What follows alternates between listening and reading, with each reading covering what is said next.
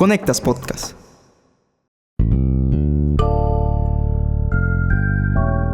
Por décadas, Julio Iglesias encarnó el ideal del galán irresistible. Pero esa imagen está en duda por una investigación periodística que reveló denuncias de empleadas del cantante por abuso laboral y sexual. El caso muestra la realidad de millones de personas que trabajan en el servicio doméstico en América Latina. Esta semana en Tenemos que hablar, precariedad, desigualdad y violencia detrás del caso Julio Iglesias.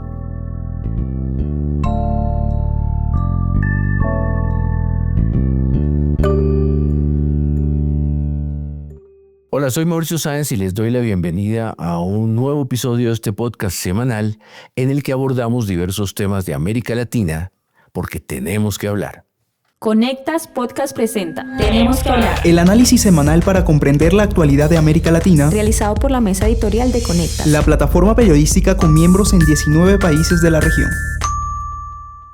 Y él me dice, pues sí, te habla Julio Iglesias.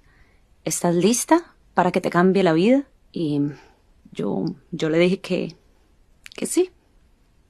Y vaya que me cambió la vida. Pero nunca imaginé de la manera que sería. Yo me sentía como un objeto, yo me sentía como una esclava. En pleno siglo XXI era como una esclavización moderna. Me cogía como desarmada, ¿sabes? O sea, me llamaba, ven, acércate. Yo me acercaba, pues, ¿qué sucede? O sea, yo soy tu fisioterapeuta, yo me alarmaba. Y me cogía los senos. Estos testimonios de empleadas de Julio Iglesias generaron un tsunami de reacciones y titulares en todo el mundo. El trabajo conjunto de eldiario.es y Univisión Noticias narra abusos ocurridos en República Dominicana y en Bahamas en 2021. Pero por supuesto no es el único caso de esto que algunos incluso se atreven a llamar esclavitud moderna. Estamos hoy con Carlos Gutiérrez, editor de Conectas, para hablar sobre este tema. Gracias, Carlos, por acompañarnos. Hola, Mauricio, ¿qué tal? Carlos, háblanos de la investigación de eldiario.es y Univisión Noticias. ¿Qué dijeron esas mujeres? Bueno, Mauricio, como puedes darte cuenta con el audio que pusimos, este video que hicieron estos dos medios periodísticos, pues son historias muy, muy fuertes. De hecho, una de las trabajadoras es una fisioterapeuta dominicana de 28 años. La otra es una trabajadora doméstica de 22 años. Y ellas describen ciertos patrones. Uno de ellos, por ejemplo, es la contratación de mujeres afrodescendientes. También describen insultos, jornadas interminables, tocamientos no consentidos y abusos sexuales, bastante explícitos, por cierto. En algunos de estos abusos había otra empleada de mayor rango que participaba o facilitaba los encuentros sexuales. El cantante negó las acusaciones en un comunicado y las calificó de absolutamente falsas. Bueno, eso que me cuentas sí me parece aterrador y incluso me recuerda a la famosa serie El cuento de la criada.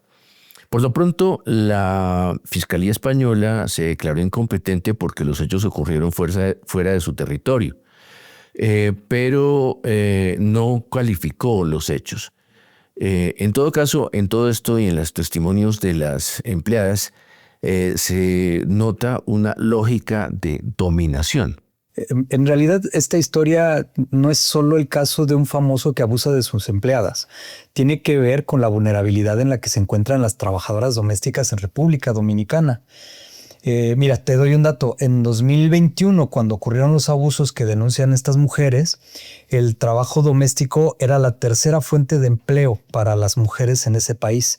El 94% de ellas trabajaba sin contrato escrito.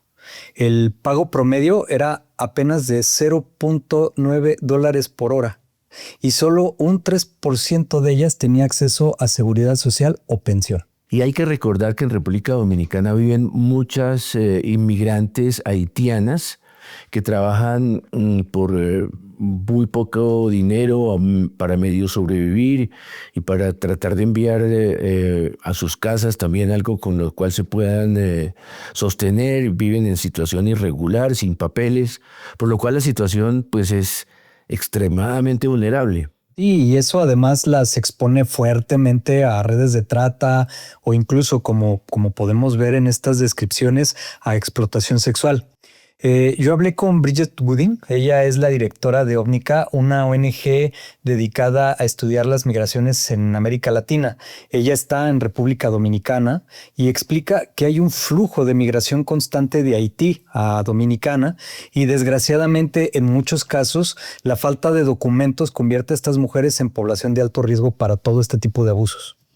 Las condiciones laborales son bastante precarias. Esa ha sido una norma y la cuestión es que por un lado la República Dominicana necesita mano de obra extranjera y le conviene tener esa mano de obra extranjera del país vecino donde puede conseguir el tipo de mano de obra que hace falta. Y lo que hay que tomar en cuenta es que 3 veces dominicanas salen, y más mujeres que hombres salen de República Dominicana en la búsqueda que inmigrantes que entran, según las encuestas oficiales que tenemos. Son personas que llegan para llenar oficios, trabajos que no quieren forzosamente hacer los dominicanos y sin embargo, por falta de documentación, muchas veces se les tiene en condiciones inferiores. Y hay que tener en cuenta que Haití es el país más pobre de América. Más del 60% de la población vive por debajo de la línea de la pobreza. Sí, y muchas personas tienen que cruzar a Dominicana y allá pues las políticas migratorias también se han endurecido un montón.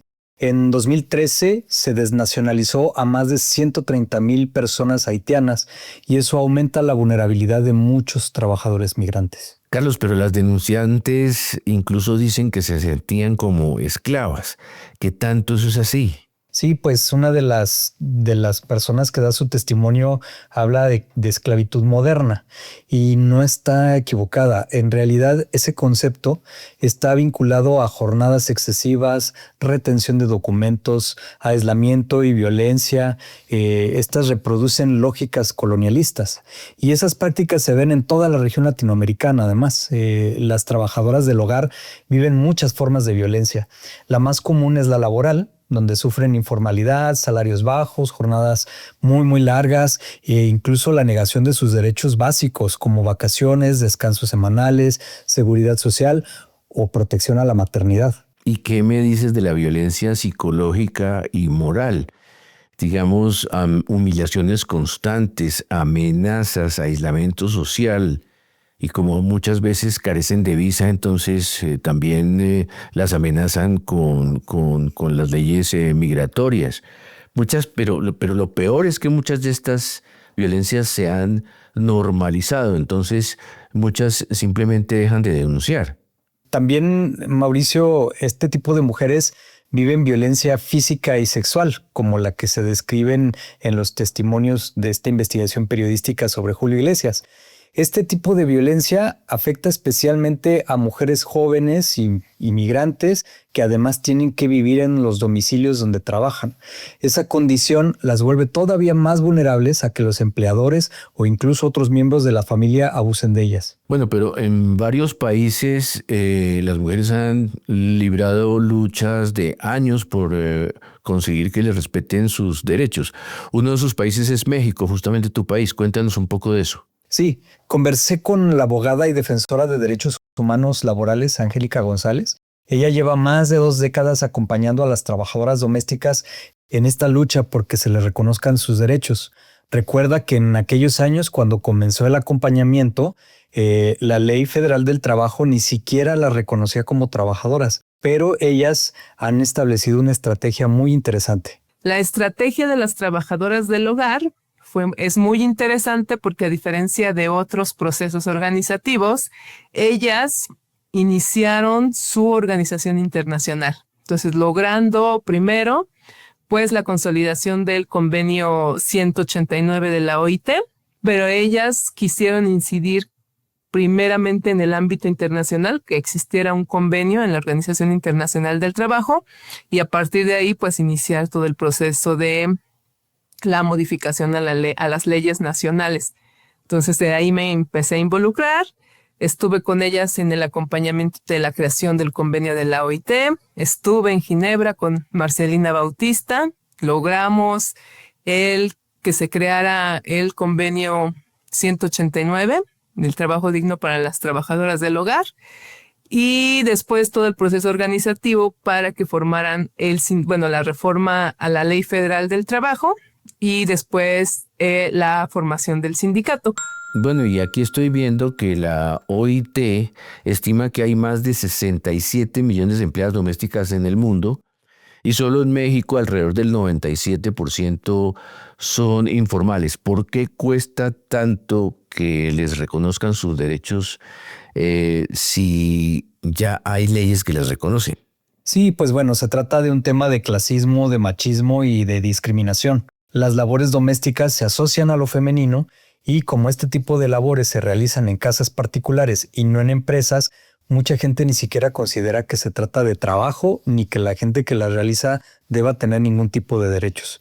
Y pues como hemos venido hablando, muchas de estas personas en toda la región latinoamericana son migrantes o vienen de zonas marginadas o rurales, hablan lenguas indígenas como lengua materna y tienen niveles de educación básicos o incluso muchas de ellas ni siquiera tienen ningún tipo de educación. ¿Y qué otros países de América Latina han adoptado leyes para protegerlas, al menos en el papel? Pues mira que la lista no es muy larga. Está en Brasil, Uruguay, Costa Rica, Argentina y Colombia. Otro de los países es Chile. Ahí las trabajadoras han conseguido pues logros importantes como un salario mínimo equiparado al resto de los trabajadores del país, una jornada de 42 horas semanales que según entiendo va reduciéndose hasta llegar a 40 horas. Eso me lo comentó Rosa Cárcamo. Ella es tesorera del Sindicato de Trabajadoras de Casa Particular y cuenta que en Chile el trabajo de todas estas mujeres sostiene en realidad la economía nacional, porque permite que la gente pueda salir a trabajar, así de simple. Sin embargo, también me cuenta que la ley tampoco se respeta, a pesar de todos estos logros. Me dice que la cantidad de trabajadoras afiliadas al sindicato es muy bajo. Vamos a escucharla. Mira, yo te diría que un 30%, 40%, no más, porque todas tienen miedo. Tienen miedo porque los empleadores las pueden despedir, porque sindicato significa palabras mayores. Pero como nosotras somos un sindicato prácticamente sin fines de lucro, y todo lo que logramos reunir o hacer es para el bien de todas las compañeras, las socias de los sindicatos. En Chile son poquísimas las que están en sindicato, poquísimas. Siendo que somos la clase trabajadora más grande de Chile, somos la que movemos, como hay una organización por ahí que dice las manos que mueven el mundo, esas somos nosotras. Pues por lo que se ve, que haya leyes, pues no les garantiza nada.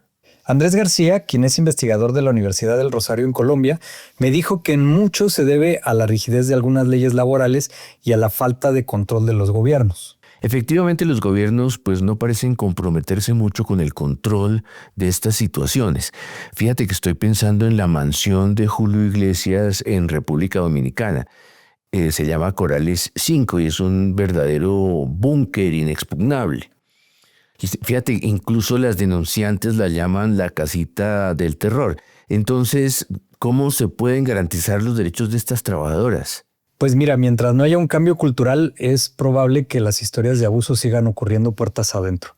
Es importante que los patrones tengan plena conciencia de que sus trabajadoras no son miembros de la familia y se les deben garantizar todos los derechos que dice la ley. Carlos, ¿y si Julio Iglesias no fuera Julio Iglesias, ese caso habría salido a la luz? Pues muy probablemente no. Y eso es lo más preocupante. Hay miles de casos que nunca llegan a un juzgado, ni siquiera a la opinión pública. Bueno, Carlos, pero es que es increíble que en pleno siglo XXI tengamos que seguir hablando de estos temas que deberían estar plenamente superados. Pero en este mundo de hoy, la verdad es que ya nada nos puede sorprender. Gracias, Carlos, por esta importante conversación. Al contrario, pues muchas gracias a ti y saludos a toda la audiencia. Y a quienes nos escucharon, les esperamos la próxima semana en un nuevo episodio de este podcast semanal de Conectas, porque tenemos que hablar. Para conocer a profundidad más contenidos de análisis sobre las Américas, visítanos en www.conectas.org. Escúchanos cada semana en Spotify, YouTube, Apple y Google Podcasts. Activa las notificaciones y déjanos tus comentarios porque en Latinoamérica tenemos que hablar.